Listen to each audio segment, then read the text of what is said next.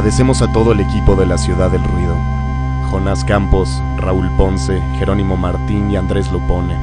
También a Darío Fernández, a Macarena Amen, a Américo Hollander, y un agradecimiento especial a Nipco por su colaboración visual esta noche con nosotros. Aprovechamos para decirles que estamos en Facebook Live viendo la obra que están haciendo Nipco en vivo.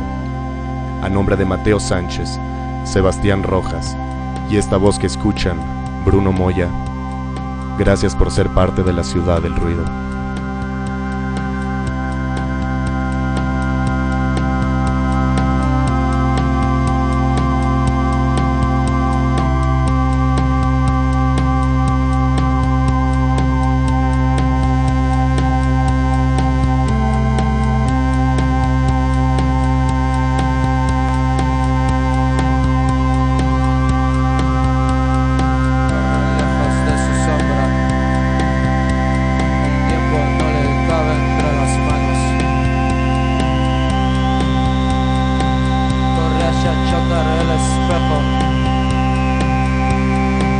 Tiene una sola sensación: corre lejos de su sombra. El tiempo no le cabe entre las manos. Corre a chocar con el espejo. Tiene una sola sensación: anda la carretera ferra, los ojos al sol. Traga velocidad, va saboreando lo que olvida. Traga velocidad, va saboreando lo que olvida.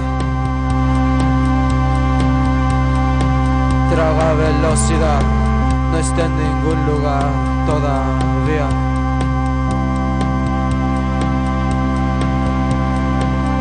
Dulce nada, no tiene nada encima. Dulce, dulce nada, no tiene nada encima.